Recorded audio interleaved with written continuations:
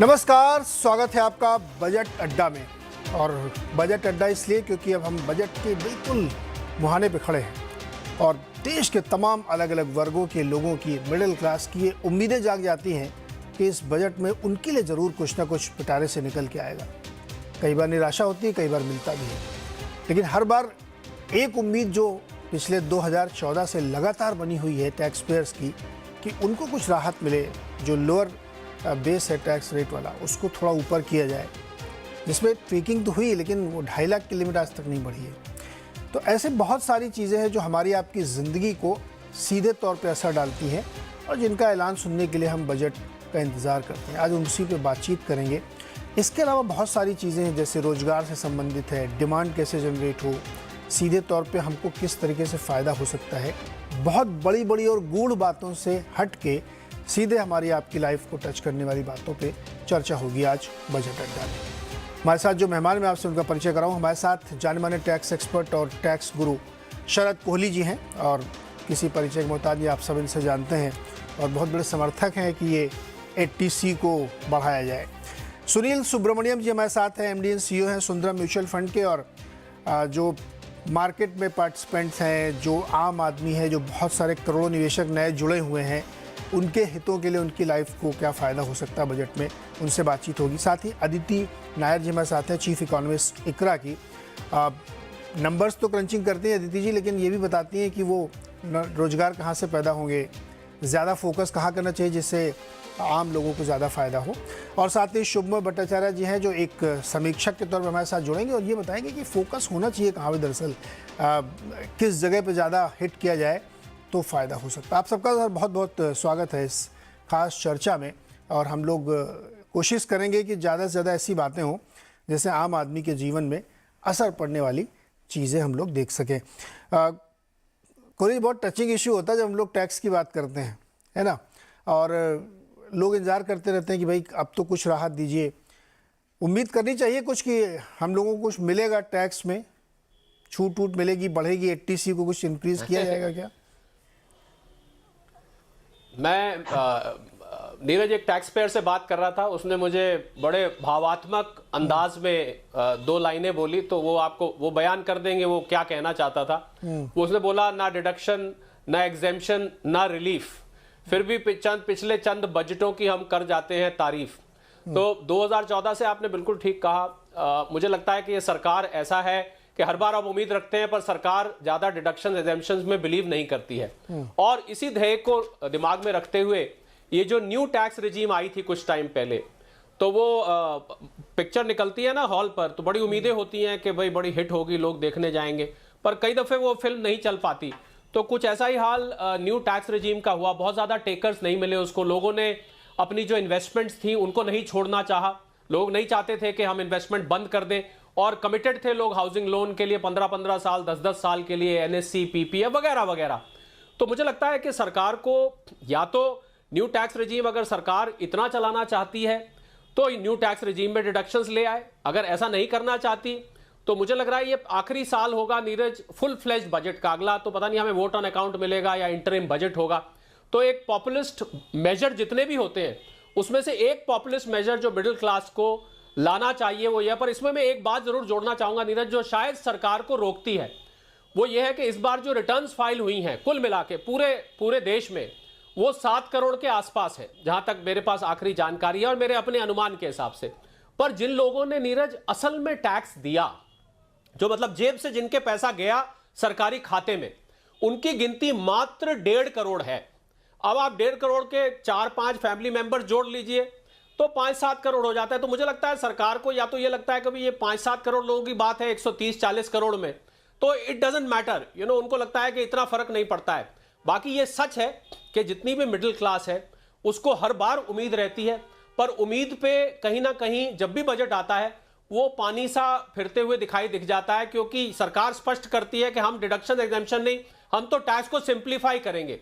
तो सिंप्लीफाई भी अगर करना है तो या तो टैक्स रेट्स कम किए जाएं, अगर टैक्स रेट्स नहीं कम कर सकते तो आप स्लैब के साथ छेड़ाखानी करिए, पर किसी ना किसी फॉर्म में रिलीफ नीरज जरूर आना चाहिए। इतनी इन्फ्लेशन से जूझी है ये देश पिछले 1 साल में, मुझे लग रहा है उस इन्फ्लेशन को न्यूट्रलाइज करने के लिए, और अगर आप लोगों की जेब में पैसा डालेंगे, मुझे लग रहा है जिस कंजम्पशन की, जिस रिसेशन की हम दुनिया भर में आज चर्चा करते हैं, और उसका असर अगर भारत पर होगा, तो उस असर को न्यूट्रलाइज करने के लिए अगर लोगों के पास प्रोपेंसिटी टू कंज्यूम होगा, ये कंजम्पशन ड्रिवन इकोनॉमी है, ये हमें नहीं भूलना चाहिए, तो लोगों की जेब में पैसा डालने का, नीरज, इससे अच्छा तरीका मुझे नहीं लगता है कि आप कुछ टैक्स की रियायत दें, जो खासकर ये मैं सैलरीड वालों के लिए बहुत ज्यादा बात करना चाहूंगा, क्योंकि उनके बेचारों के पास कोई चॉइस नहीं रहती है। बिजनेस वाला इधर उधर से तिकड़म करके कहीं ना कहीं बचा जाता है, पर सैलरी वाले को कट कटा के मिलती है, जितनी सैलरी बढ़ती है 30% सीधा सीधा केक की तरह कट जाती है।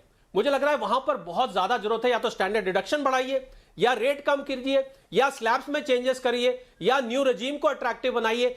कहीं ना कहीं जो टोटल टैक्स पेमेंट आपके फॉर्म 16 जी बिल्कुल करिए, कुछ तो करिए, बहुत जरूरत है। बिल्कुल, मैं दोबारा तो इसको और डिटेल में खोलूंगा मैं, लेकिन मैं एक चीज आपके सुर में सुर मिला के ये कहना चाहता हूं कि भले ही 140 करोड़ की आबादी में सिर्फ 1.5 करोड़ लोग टैक्स भरते हैं, टैक्स फाइल भले 7 करोड़ करते हों, वही 1.5 करोड़ हैं जो बाकी चीज़ें चला रहे हैं।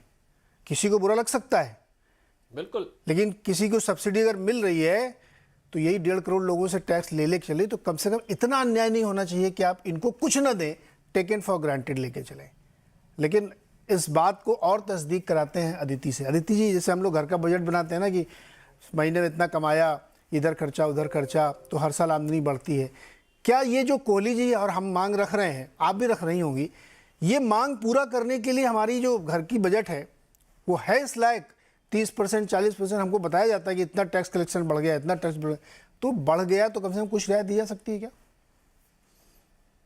देखिए, मेरे हिसाब से जो आप दोनों बोल रहे हैं वो अनवारंटेड नहीं है, लेकिन मुझे लगता नहीं कि बहुत ज्यादा रिलीफ इस फ्रंट पे सामने अगले बजट में आएगी। जो टैक्स में ग्रोथ है, देखिए, सारी पर्सनल इनकम टैक्स में तो नहीं है। डायरेक्ट टैक्सेस में, कॉर्पोरेशन टैक्स में भी बहुत अच्छी ग्रोथ है, पर्सनल इनकम टैक्स में भी है, और साथ ही साथ जो जीएसटी कलेक्शंस है उसमें भी एक अच्छी बॉयंसी हमें देखने को मिली है। और इन तीनों सोर्सेज में हमें लगता है कि बजट एस्टिमेट से काफी बेहतर हमें पोजीशन देखने को मिलेगी। लेकिन एट द सेम टाइम अगर हम ब्रॉडर पिक्चर को देखें और हम इंडिया की जो फिस्कल हेल्थ है उसे देखें और कंपैरिजन करें और सॉवरेन्स के साथ, तो जो एक फैक्टर है जिसमें इंडिया बहुत ही स्टैंड आउट करता है वो ये है कि हमारा टैक्स बेस बहुत नैरो है। तो इतनी कठिनाइयों के बाद जो टैक्स बेस थोड़ा बड़ा है, टैक्स टू जीडीपी रेशियो थोड़ा बेटर हुआ है, मुझे लगता है कि ये इसका रिवर्सल अभी गवर्नमेंट बहुत ही अनलाइकली है कि वो ज्यादा बड़े स्टेप्स लेंगे जिससे कि टैक्स बेस पे इम्पैक्ट आए, नंबर ऑफ टैक्स फाइलर्स पे इम्पैक्ट आए। तो आई डोंट थिंक कि बहुत ज्यादा राहत हमें एक्सपेक्ट करनी चाहिए। सिमिलरली जो हम टैक्स बॉयंसी की बात करते हैं, तो अगले साल नॉमिनल जीडीपी ग्रोथ 10% के आसपास पे रह जाएगा इस साल के 15% से। तो अगर जीडीपी ग्रोथ कम होगी तो साथ ही साथ में जो एक्सपेक्टेड टैक्स ग्रोथ है वो भी कम होगी। तो स्लैब्स को ऊपर करके थोड़ा रिलीफ देके उससे हम और ज्यादा अपनी टैक्स ग्रोथ को नेगेटिवली इम्पैक्ट करेंगे। तो मुझे उस फैक्टर पे भी बहुत ज्यादा उम्मीद नहीं है। तो फिर अदिति, आपको क्या एरिया लगता है जहां पे रियायत दी सकती है? मैं इसको घुमा के रखता हूँ इकोनॉमिस्ट के पर्सपेक्टिव से क्वेश्चन, कि आप चाहे मुझसे पहले खर्च करा लें या मुझे दे के खर्च करा लें, तो ये जो पहले खर्च कराने वाला है ना कि हम बहुत बड़े बड़े ऐलान करेंगे, कोरोना काल से लेके अब तक तमाम चीज़ें की गई हैं, लेकिन डिमांड जनरेट नहीं हो पाई, ये तो हकीकत है। बहुत सारे लोग यहाँ जो मार्केट कवर करते हैं वो देखते होंगे, जिस भी कंपनी से बात करिए तो मास सेगमेंट वाली कंपनी में ग्रोथ नहीं है, ग्रोथ सिर्फ प्रीमियम सेगमेंट में है। जो लोग अरमानी के सूट पहनते हैं उनके लिए कोई दिक्कत नहीं है। आज भी मैंने 1-2 कंपनियों से बात की है, रोज़ बात करता हूँ, सब ये कहते हैं कि प्रीमियम में तो ग्रोथ आ रही है, मास में नहीं आ रही।